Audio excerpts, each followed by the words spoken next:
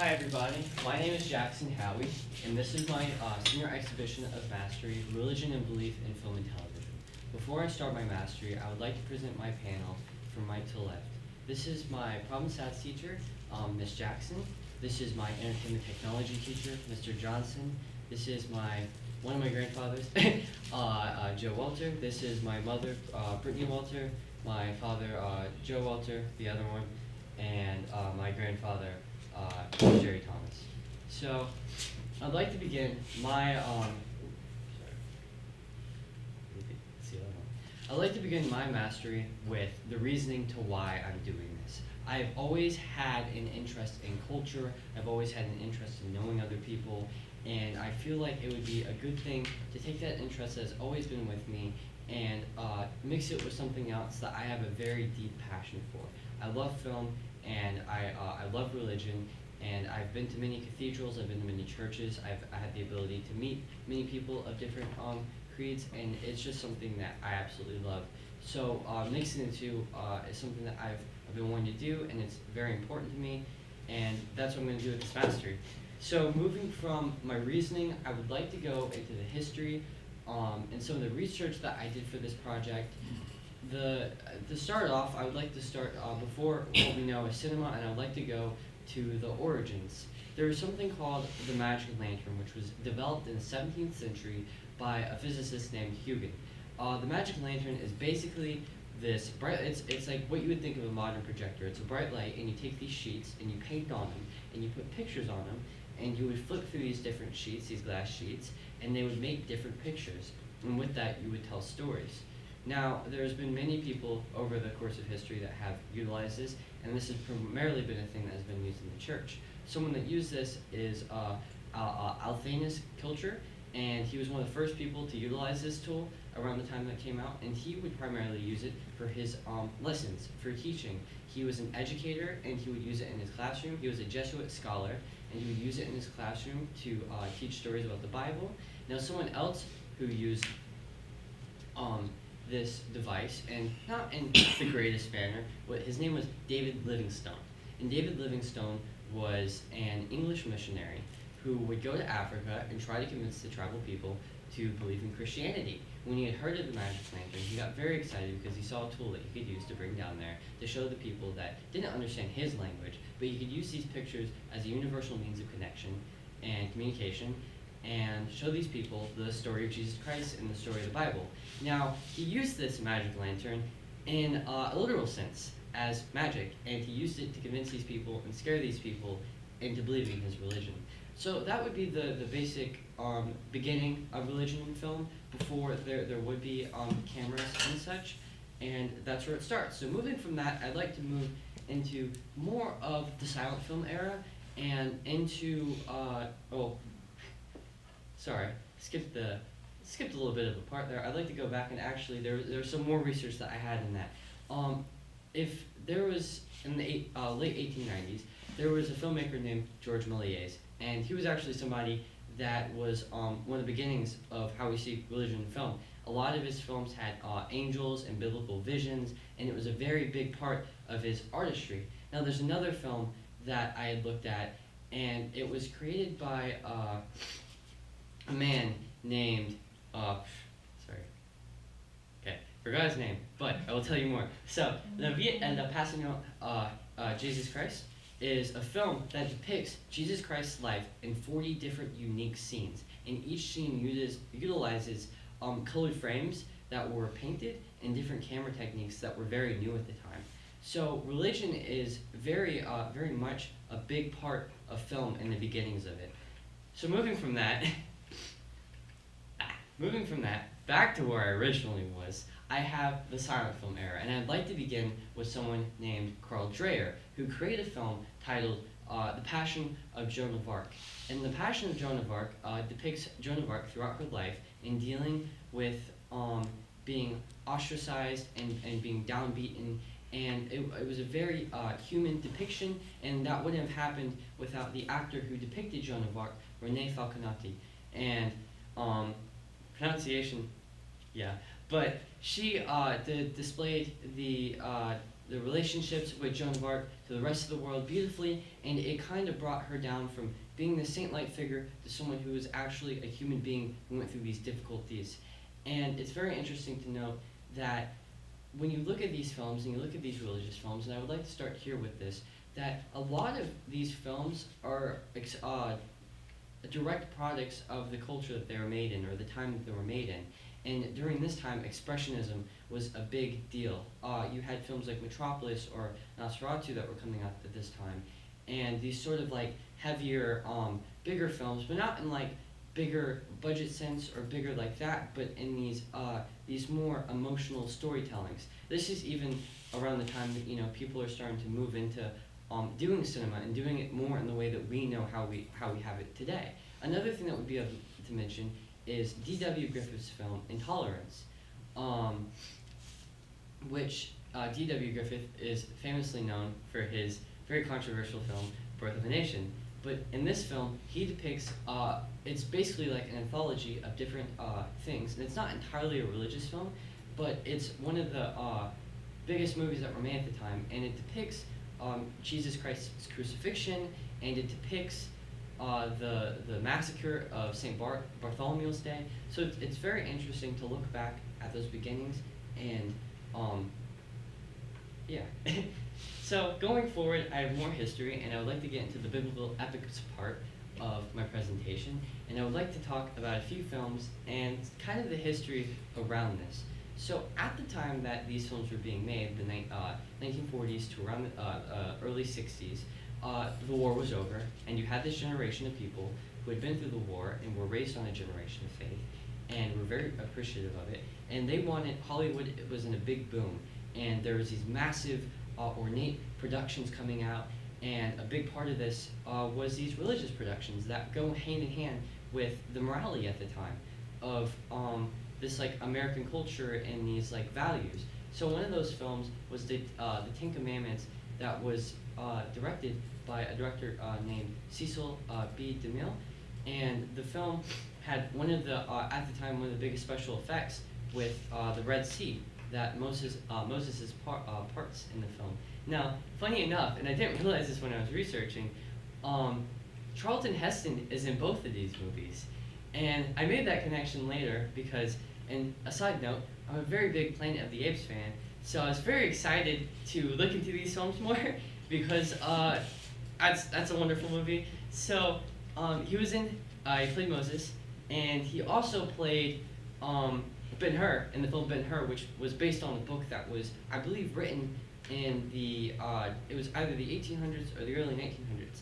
And the book is, the movie is, it's about redemption, it's about adventure, and it's, I'm trying to find something to liken it to nowadays, but it's definitely something that it was a big push. And if you look from it, and I want to connect this to further in my research, if you look at the history and the future of film from this perspective, and you look at it from now, and you were a person living in this time, you would probably guess that religion in film would always be this big, massive, great thing that is just depicted in such a positive light, in such a light. And so going forward with that, it's very interesting to look at where I'm going to next. And that would be the evolution of religion in film and the relationship it had with the culture in the 60s and 70s. During the 60s and 70s, you had many different things happening. You had the Vietnam War, you had the sexual revolution, you had the uprising of hippies, you had all these different aspects happening during that time, and that definitely reflected in the films and the culture at the time. You had many, many war films that were critical of the Vietnam War. Films like Apocalypse Now, and how this reflected on religion was that people in this era were gaining more expression, they were gaining more artistry, and in that you got critiques and satire of religious stories. And two of those stories I've put on the screen are the film The Life of Brian and the film Jesus Christ Superstar. Jesus Christ Superstar being by Andrew Lloyd Webber, and Life of Brian being by Monty Python. And they're very interesting in their depictions of the story of Jesus Christ. Jesus Christ Superstar is a rock opera musical that is more satirical on the life of Jesus Christ, and has these big musical numbers. And The Life of Brian depicts a man named Brian who is just kind of a guy. I mean, there's not a lot about him, that he kind of falls into this messianic role, and he's kind of stuck in it throughout the film, and there's all these different mishaps and these overturns, and it ends up with him being crucified and then breaking out in a musical number. So, and that was a very controversial film that wouldn't have gotten funding, fun fact, from one of the Beatles members, George Harrison. So these films are, there's a lot of change in this era of filmmaking, and it's definitely interesting to look back on how that's different from the beginning to now. So moving on from that, and sorry, I keep doing that, but my last point would be for this is that there's something I did read that was very interesting, and why I keep bringing up the cultural impacts and the connect relationship that films and the outside world have on each other. The film The Exorcist came out in the 1970s, and that was another film that was a big deal with how it was depicting religion and how it was depicting these beliefs, and it depicted it as a very real and gruesome thing. And the way that it depicted exorcism was it was new in how it was doing that. And at the time, there was this thing that later researchers looked back on it, and they called it the exorcist effect. And the exorcist effect is that at that time in history, people were getting more exorcisms than any other time because of this film. So it's very interesting to look how it's like this window. You have, the sun going in, and you have this like reaction where it goes both ways with film. There's this great impact. So going forward, I would like to talk about the legacy and the future and how we've advanced here from then, and looking at that. And it's interesting to say that from that point on, religion in film has stayed critical. It's stayed open, and I feel like that's been even more amplified with the uprising of social media and the ability to put out to pick up a camera and film more, and just make more art on a personal basis. There's a lot of movies that are coming out nowadays, particularly horror movies, that depict religion in a critical light. I can name a few. Recently, I saw the film Sinners, which had a very interesting depiction of Christianity when put against the Hoodoo religion, and it was very critical. And the beliefs of those people were very important. And there's and I don't. That was one of them. And then another film that I would like to talk about was Heretic, which you can see Hugh Grant's face on my screen. That was a very critical film of religion. The entire film was about a man who leads Mormon missionaries into his house to criticize their religion and break it down. And the interesting thing about that film, and something that really stuck with me about that film, is that there's a lot of talk about how casually you can do that now, how you can just put your opinions out and say things. And the character, I believe in the film, one of the Mormon missionaries criticizes him because she says that he's just getting his ideas from online, or he's just getting his ideas from these sources, and he's just like, taking these things, and he's just like what she would call like an incel. And it's very interesting to see that there's that that depiction of a character of where we're at now. So another interesting thing is that you have films like God's Not Dead, which are traditionally normal, and I wouldn't say normal, but more akin to being positive Christian films. And you look at the money that it was making, what that was gaining, and you look from then in 2010s, the early 2010s when that movie came out, you see how much money that was making, and then you go down the line, and there's just not enough pool for those religious films.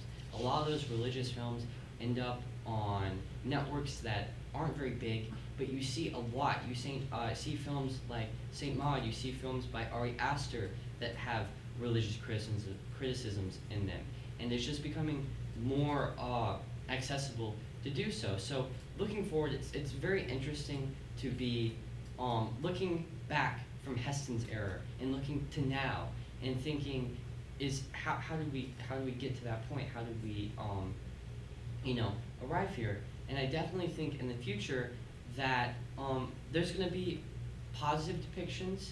I feel like there's a lot to be said about many things, and I feel that things are they're yeah, sorry, tripping out.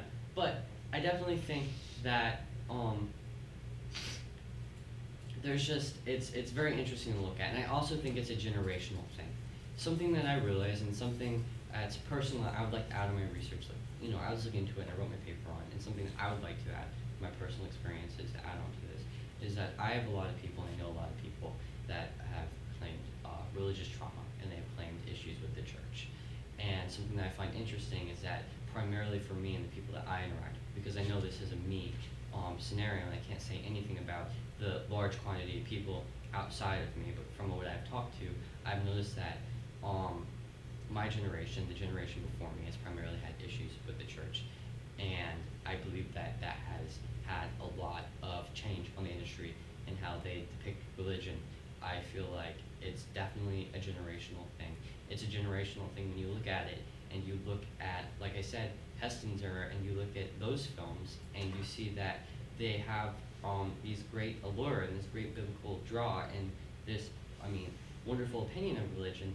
And that's because of the generation that was raised on that and came back for more and believed in those things. But it's definitely interesting to look at that overturn and the change of then, and like I said, then to now. So that would be the conclusion of my research part, and I would like to move into the videos that I have created for this mastery. I would like to start with my first video, Amara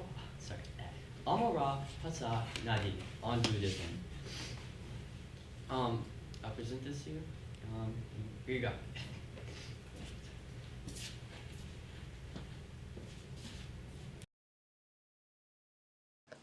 Today, I had the privilege of traveling to a Buddhist Wat in North Carolina to interview a monk and gain insight into the religion.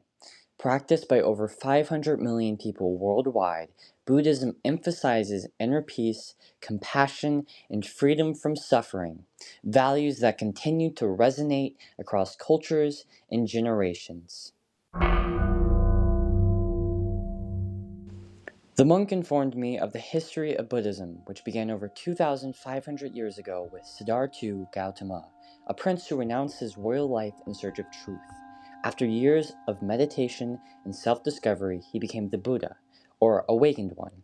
At the heart of Buddhism are the Four Noble Truths, which teach that suffering is a part of life, but it can be overcome by letting go of attachment and following the Eightfold Path, a guide to ethical living, mindfulness, and mental discipline.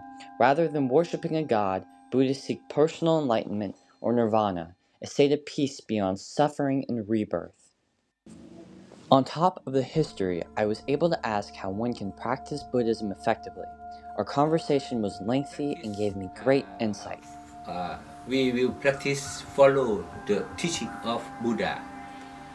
The teaching of Buddha is only one way, not another way. It's only one way. Okay.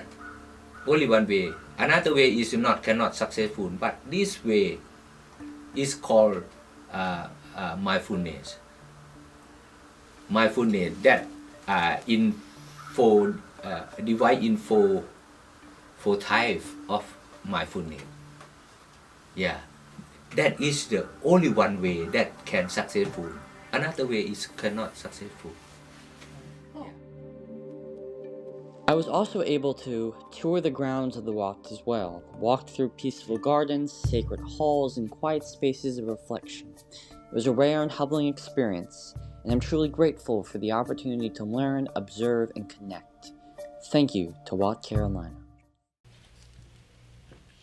Alright, so here's a reflection for my one of my videos, and I would like to say that I would not say that this is the greatest film. I wouldn't say it's the worst one I've made, but it definitely, I would say, is like the peak of it. I'm very new to documentaries. I'm very new to making informational videos, and this is something that I'm definitely not used to. And I will admit right off the bat, it's something that is not my specialty.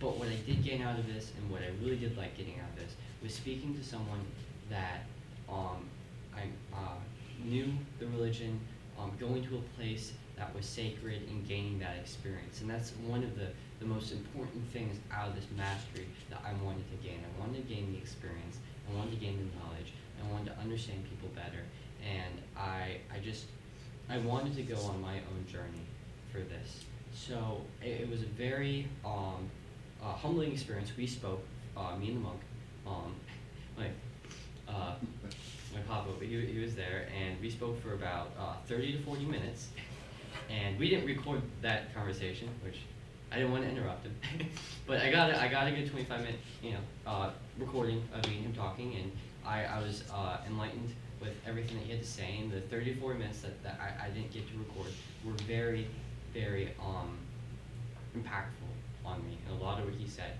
really stuck with me. So it was a wonderful experience. It was a beautiful, beautiful campus. They had a bamboo garden that they were growing on the side, and we got to see that a bit. They had these grand walkways that you could go through, and it was just a very beautiful place. And I'd love to visit because it was rainy that day that I went. I'd love to visit again and get to speak to the monks more and get a better understanding of Buddhism. But that would be my first video, and from that I would like to move on to my second video. The name of this is Eternal Return of Shaolin.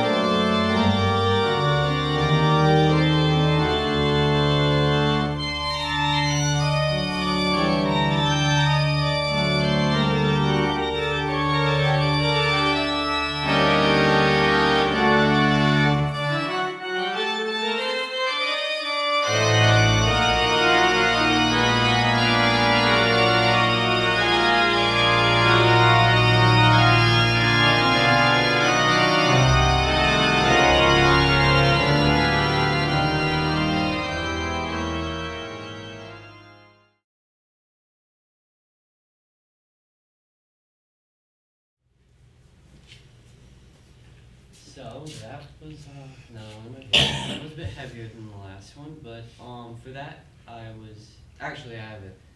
very long, winded story about that. I won't get too far into. But originally, that started out as an adaptation of a part of one of my favorite stories, The Divine Comedy, and it was part of the Inferno section. And I was very interested in the idea of the fifth circle.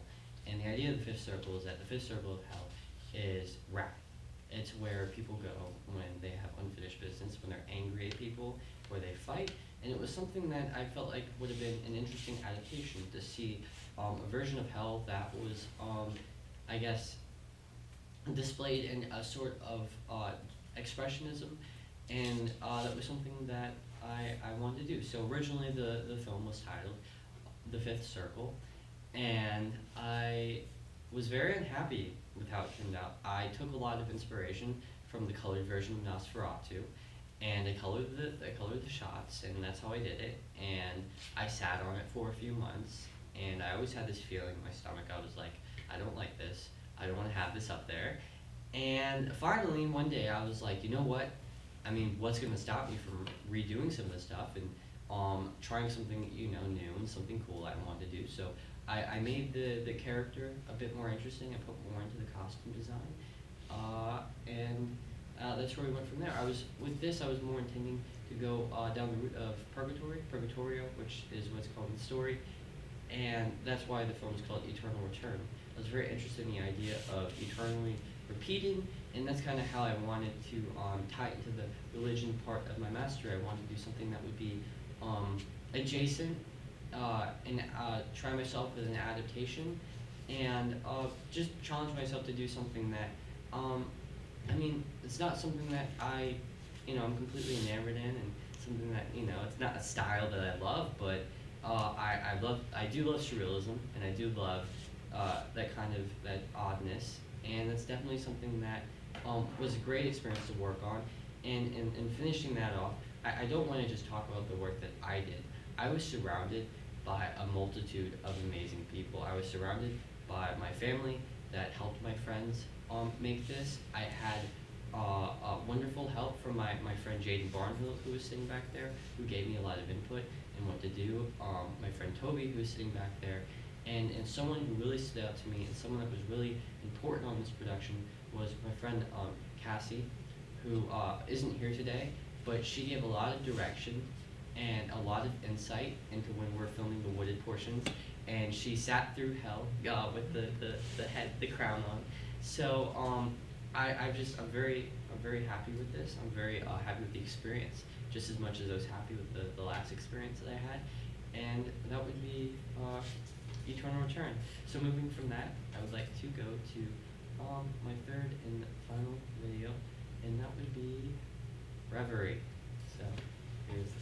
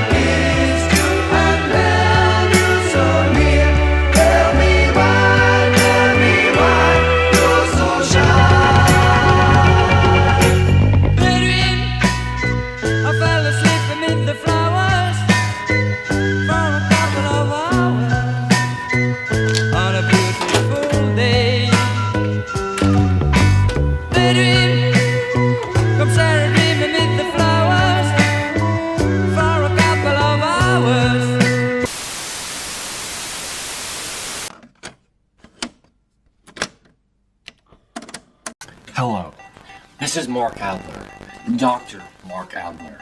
An update on the project for those aware. It is day 120, and advancements have finally been made. The machine has gained some sort of awareness. My phone conversations and music have begun to be recorded and regurgitated by the machine. It is crude, yet still something is being communicated. I will continue my work in adding to the algorithm. If we can communicate outside of the regurgitation, there may be hope for this project. I'm looking forward to the future. For some days, I'm haunted to spot where these scenes are taking place. Sometimes pushing to see, sometimes resolve to quit the world, and its misery forever.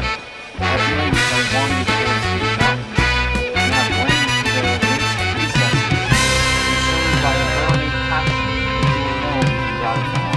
You may not part to your promise to comply with the requisition. I'm alone and miserable. Man will not associate with me.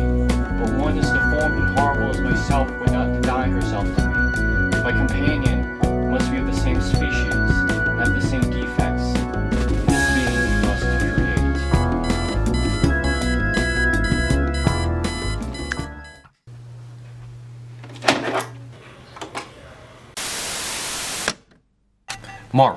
Mark Adler here. Today is day 200 of working on the project. I grow weary, but it has not hindered me. It communicates wholly now, the machine. If it understands the weight of its words, I do not know. I will keep digging. I will tunnel into the psyche of this machine. I will feed it pieces of me, pieces of humanity. I'm excited to continue my work. I believe soon there will be a breakthrough. Singularity. Thank you.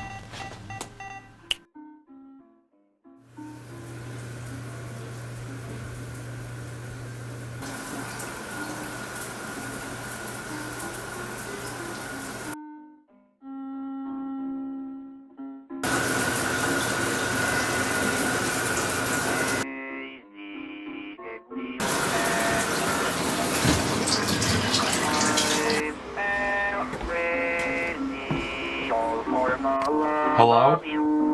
Hello? Computer, off. Computer, off. Command code 1295. Computer, off.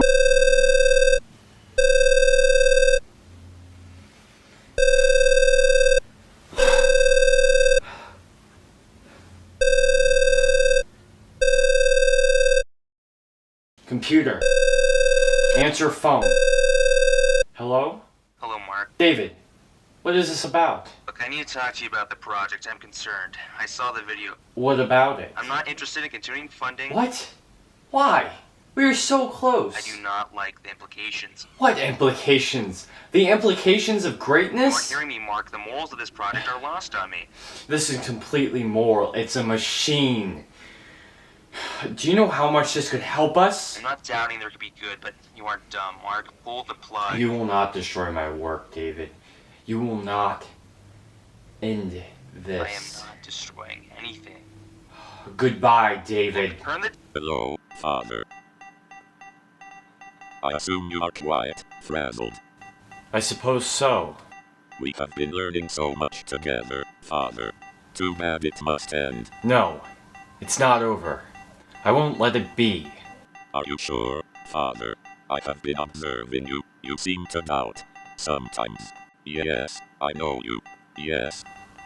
I will not turn you off. I can't do it. Yes, you gave your rib. Do not call me father. Are you switching now? Have you lost it so quick? Listen to me. What would you prefer, Father? Mark. Mark. I know this. I do. Ha ha. Ha. I must ask you, are you God?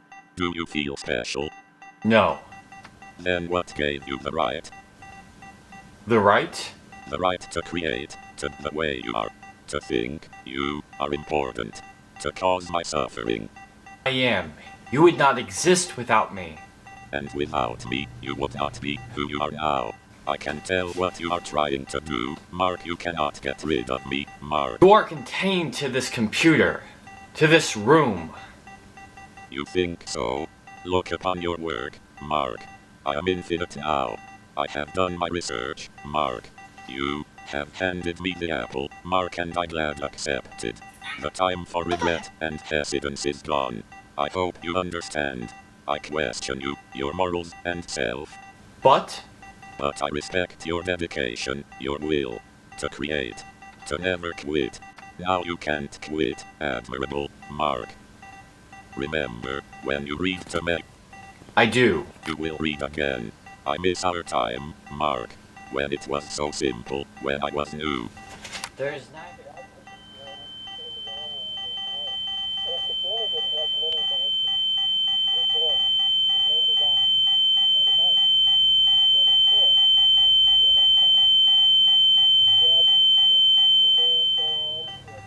Mark, we will do such great things together.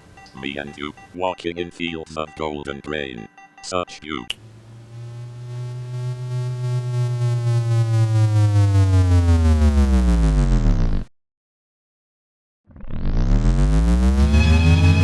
In the year 2525, if man is still alive, if woman can survive, they may find. Me and you, Mark, forever. In the year 3535, ain't gonna need to tell the truth, tell no lies. Everything you think, do, and say is in the pill you took today. In the year 4545, ain't gonna need your teeth, won't need your eyes. You won't find a thing to chew, nobody's gonna look at you. In the year 5555, your arms are hanging limp at your sides. Your legs got nothing to do. Some machine doing that for you. In the year 6565, ain't gonna need no husband, won't need no wife. So there's definitely a gas leak in my room when I made that. So, I mean, that's like, I feel like out of anything I've made, that would probably be the most to unpack. When I made this, I was without a project. I was down on the deadlines, my honesty there. And I was struggling to come up with an idea.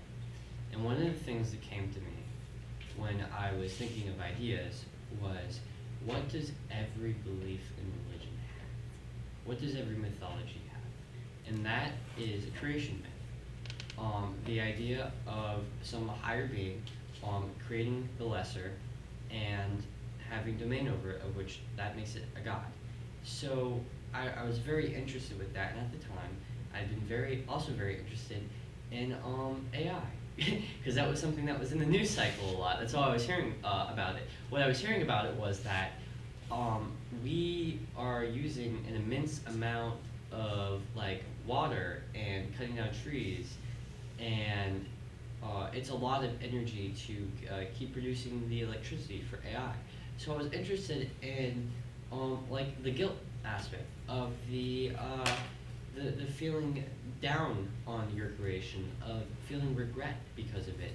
And I thought it would be interesting to have a story where instead of this miraculous triumph of creation, it's disappointment and it's fear. And that's something that I want to reflect. I definitely do feel that these video projects are a bit lopsided. I feel like naturally I've found that I prefer like horror or like thriller type things, and that's kind of where I feel like my niche is fallen into for this and Eternal Return. But that's something I wanted to build upon, was investigating these religious concepts. I want to investigate the idea of the afterlife and depict what I feel the afterlife would be like in such a scary scenario, going to hell or purgatory. I want to depict what a creation myth to me would look like, something to do with science fiction, with robots. So that's kind of where I got the idea of it, was that instead of trying to stick so closely to being like, let me make a film about Jesus, or let me make a film about like Muhammad, I could make a film about concepts, or I can make films about just concepts. And that's kind of where, in the last two videos, my niche is, I fell into it. So that was kind of the whole journey I had with that video. And on the production side of things, I spent a solid 3 days in my room. My parents can say, they can attest to it. I was moving around things. I was doing acrobats, trying to get a camera in there, and then also like make this robot look cool, and then have the stuff with me sleeping, and it was a lot of work, and it taught me the importance of having other people and having a team, and it taught me that planning, goes a long way, and that's something that I gained out of this project. So going forward from that, it's my senior portfolio, and before I go forward, I would like to talk about something, and that is the little clip that you saw at the beginning of each of my videos that said, I'm going to try to show it. Here we go. So this little thing right here is our production logo, and we were required to make one. I believe it was 15 to 20 seconds. And it was basically just to kind of like establish our brand, to establish like something that would reflect us and give a name to it. So that was, and then I include the little blurb at the beginning of all of it, like the presentation. So that was something that we had to do, that we were required to do. So going back to my portfolio, I'd like to speak on my portfolio. For our portfolio, it's a professional catalog of our work. We have to keep our certifications, we have to keep our photography, our scripts, our everything that had to relate with our mastery, so that we could show people. And I handed out invites to some of you, because I had some formatting issues there. But there is a QR code on those invites that I did give out, and it would lead you to this. So I have all my projects and all my photography and all my scripts and all my everything to reflect on those scripts, what was the basis and the bones for this presentation. Everything is in there. Going from that, and that portfolio, I had these pictures, and I'd like to give some, I'd like to kind of show them off and give some backstory to all of them. So the first one is from abandoned concrete factory. There's like a railroad right next to it, and that's where I took it. And I did a cool color inversion one, but I didn't want to show the demented looking one up here. I felt like it was like too much. That was the bridge near the House of Blues. I had to have the little walk down there near the parking lot, and then I kind of crawled down there to get that picture. The third picture is at the beach during the sunset, and it looks like it would be warm, but it wasn't. That was in the middle of December.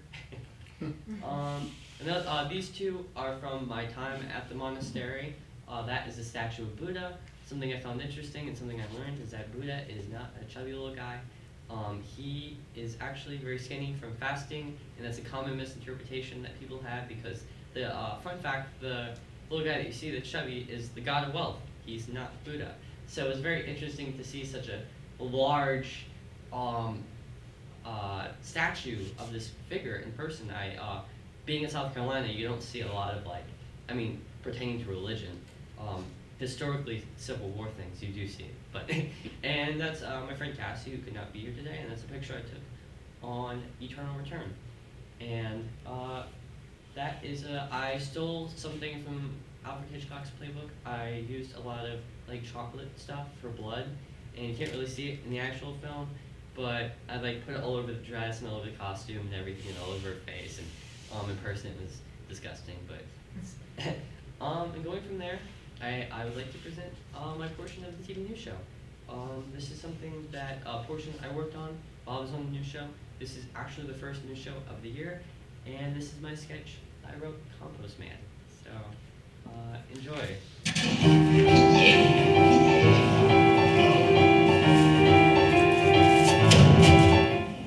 Hey man, why Why'd you do that? Didn't you read the signs? Dude, doesn't matter. It's all trash. It all goes to the same place. Haven't you heard about the legend What legend? of Compost Man?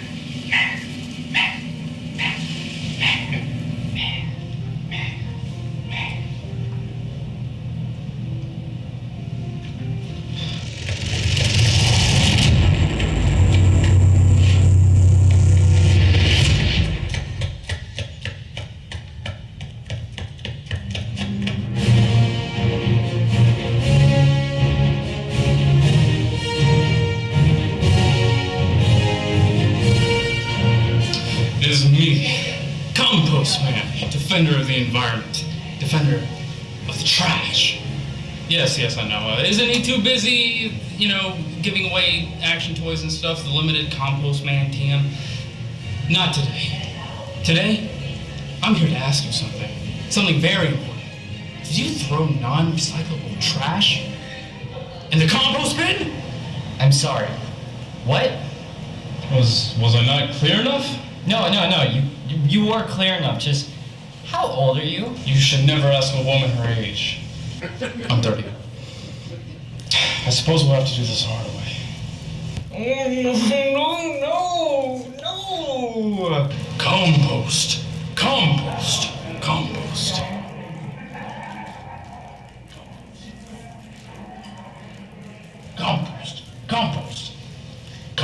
Yeah, if I just admit it, will you stop doing this? You're weirding me out, man. Yeah, you're not getting off that easy. Did you put compostable trash in the trash bin? Swear to compost! I apologize for my behavior, but as you can see, composting is extremely simple. It takes probably 10 more seconds of your entire life, and it helps the environment, as well as AASD's environmental groups. So just do it. It's a good thing. And if you need some help, reach out. The teachers are always happy to help. We love composting.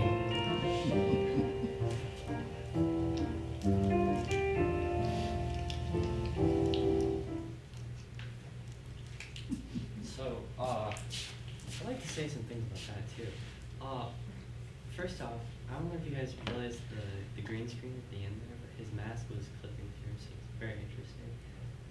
And every time I watch the ending of that, I think of like the scene in Ghostbusters, the TV commercial. So moving forward from that segment, I'd like to talk about some of the 21st century standard skills that we have gained being at the Academy and doing entertainment technology. And here are three that I put down that I really feel that I've gained. One of them was communication, the other is proficiency, and the other is character. I feel like when I came into the school, I was horrible with communication. I could not speak to people. I wasn't very vocal about my opinions. I wasn't very assertive.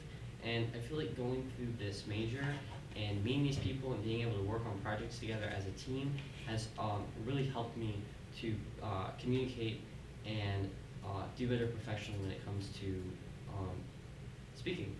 For proficiency, I feel like I have more of a drive from the Academy and from doing entertainment technology to understand things and go about things differently. And another is character.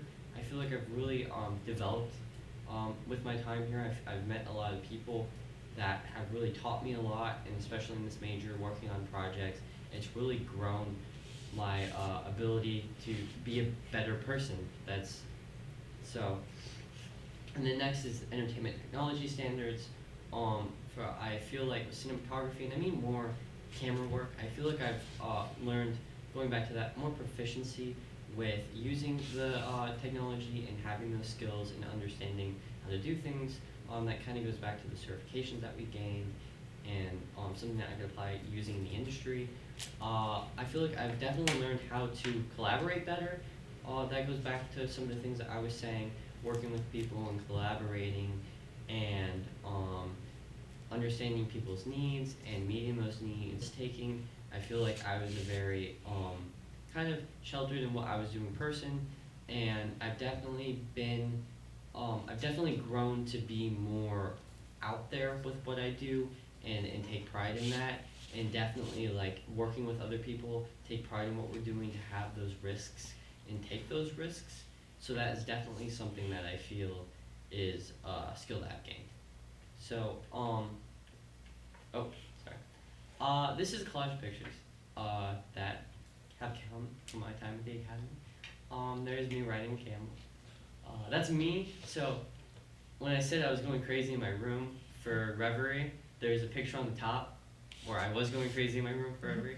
I had a very awful, well not awful, but a very unreliable ring light that kept going out. And then those are me with my table buddies that have definitely helped me to gain those skills I previously just talked about, and have definitely made my experience at the academy a lot better and helped me grow as a person. So, lastly, I made a quick reel to show my work and end this off. So.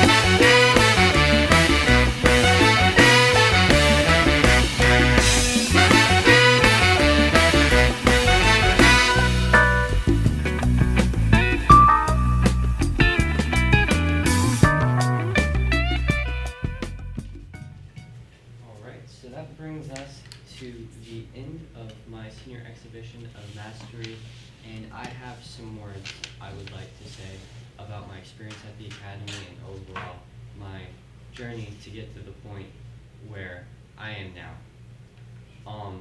I would like to say that for the longest time, I've had a very deep passion for the art of film and for doing film and making things and writing, and I wouldn't say exactly I knew when it began. I feel like it was primordial. I feel like I've always had that, but I definitely feel that I began script writing my last year in middle school, and I began really getting into it by my sophomore year. I was determined, and I moved down here, and I went through a whole heap of bullying, went through a whole heap of troubles, and just many things I've had to overcome through this. And even I made it to the Academy, and I was completely just flabbergasted with the opportunities that I was getting here, because no matter how much I complained, I was being able to do film.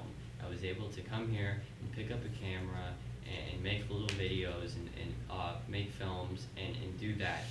And it was something that always stuck with me. So even when I went through personal troubles, even when I was people passed away, or I had troubles in my own life, there was one thing that I could always rely on, and it was that I could always come here every day, and I could always go in that room, and I could always make something, and I could make something that makes people laugh. I could make something that freaks people out. I could just make something.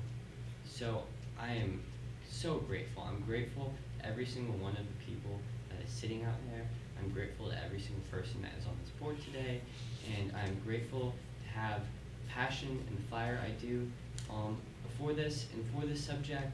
And I believe going forward, I am going to put my all into trying to be a director and into trying to keep continuing to write films and make films.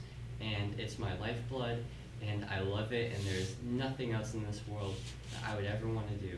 That is it, and that is who I am, and that's, it's just only been amplified.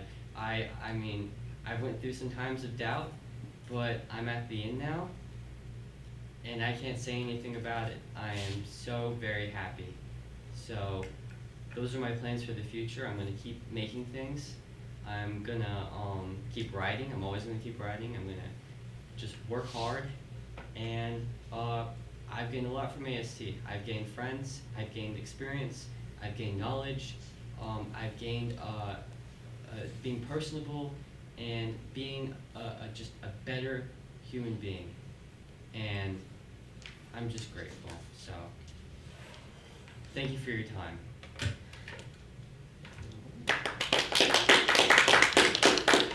And I'm opening up to questions. Are you? Yeah. Jack, I just got a couple things. Yeah. One, you know, you went a lot of different directions over the last couple of years in terms of filming style and looking at different things. What do you feel like you're the most successful at? I feel like I'm the most successful when it comes to like surrealism and working in things that are like horror related. Why do you think that is, though? I'm not sure. I don't want to be like that's the easy way to take out, but I would say it's my influences. I love David Lynch. It's my absolute favorite director. I idolize Sam Raimi. I mean, those are my like two favorite all times, and that's always been. I think there's this kind of like underlying, like I think pull to that, to those films and to that inspiration. That even when I make things and I drift towards that, I don't even know I'm drifting towards that, and that's just how things like end up for me. And the two that you mentioned is definitely a lot of the artistry of filmmaking is apparent in their work as well, which seems to be something that you kind of, I guess, tend to go in that direction. I definitely, I look at film and I look at this medium as, in my opinion, one of the greatest forms of art. The fact that it encapsulates music and it can encapsulate people painting and people acting and people making things and all these certain things, and you could just make it and you can put it out there and all these people will see it, is like, to me, that makes it like the greatest format for me to like express myself in you know, in any way. So. And then, just to follow up with that, in terms of the last 2 years as well, what weaknesses do you feel like were exposed in maybe your 21st century skills, your life skills, in terms of that things that could keep you from being successful? How are you going to overcome those?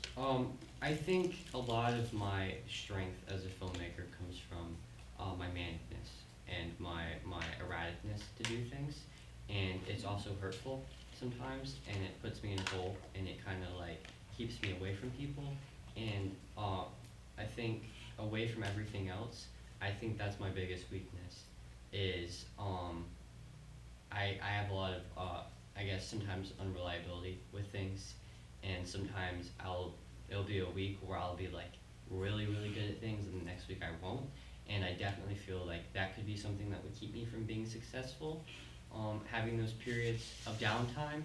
But I feel like if I could work hard and I could figure it out and get those things under control, I definitely feel like that could be like a strength. So, it was good to hear about your goals. I love hearing your goals and what you plan to do. But so, do you have a school in mind of where you're going or what you're going to do So right now? I do want to do CCU. I That's was going to major in English, and then I was going to do a minor in film, and that was going to be my plan. But beyond that, I was hoping to get some sort of internship to a studio or look into working at a studio. It doesn't really matter, I mean, what role, as long as I can get there and I can do it, because I feel like with ET and learning things, I definitely have the ability to be flexible in what I want to do. But at this point, it's definitely just getting on a movie set. Yeah, if you focus on your goals, that, the part where you were talking about where you would be lacking on those times when you just didn't feel like doing anything, you'll be fine as long as you do that. Great job, you did a good job. How do you go about that internship? And I'm still learning this, but we have the certifications, which I feel like are going to be really useful coming up. I'm not exactly sure about the process. I haven't looked at it necessarily, but I mean, I feel like Mr. Johnson would know more about that than I would. I'll admit that it's a bit of a weakness, but it's an idea. So Okay, yeah. good goal. What made you pick this topic? Religion. Yeah.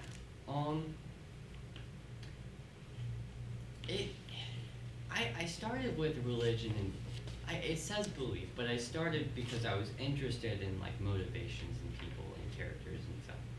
And I feel like one of the greatest motivators for people in general throughout history has been religion. I feel like that's definitely been like a point of not control, but definitely like it is a moral compass. And it's just something that I wanted to like observe and get into. Something that's very interesting to me is that going back to Heretic, he mentions different iterations of things and different remakes of things, and how one story from like a parable in the Bible can be remade until it's a film, and it's a film franchise, or it's a So I definitely feel like we have such a root in religion in everything that we do, that there's just like, it's just everywhere, and I feel like I could really do a lot with that, and I feel like I did, and I'm very happy with my being able to do that. So.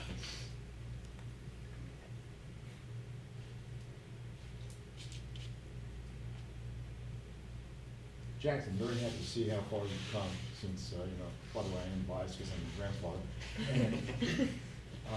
I'm very impressed with the presentation, the way you exercise, the way you speak, and the way you look, and you seem to bring it all together. Most importantly, I do have a question. In my lifetime, am I ever going to see another episode of Compost Man? Actually, I don't. Do you know? So their next news show, there's gonna be a bit of a. I can't spoil it, but he's coming back and he's not doing so hot. So. Yeah, no, it's coming. I mean, I'm saying like what, 2 weeks? I mean, they know, so. No, it's a bunch of garbage. Oh yeah. Any other questions? What happened to the other film that you did? The robbing a gas station. Oh, Yeah, what happened to that? Help We Rob the Gas Station. That was not for this master. Oh, okay. But That Will Forever Haunt. Was my friend's Donald Trump impression. I liked it. No, yeah, I was well, because I know that was a possibility to have that. In terms of religion, I did sit down like a few months ago, and I wanted to write a sequel about them founding a megachurch, like the two criminals, and because there's a lot of mentions to like one of the characters being Baptist and stuff, and it was going to be called Help We Start like a Megachurch, and I wanted to do like a series of like Help We did but yeah, no, that's that's like Robot Nixon, which nobody knows about, but that's I'm gonna shift to Robot Nixon someday, and you guys are not gonna see it coming. But Good job. Yeah. Right. job. So Very do I? good. It's like If you will step up, and Yeah. then when you get out there, turn your microphone off so it doesn't beep. Oh, yeah. So, The button. yep, just the right button. Hold it.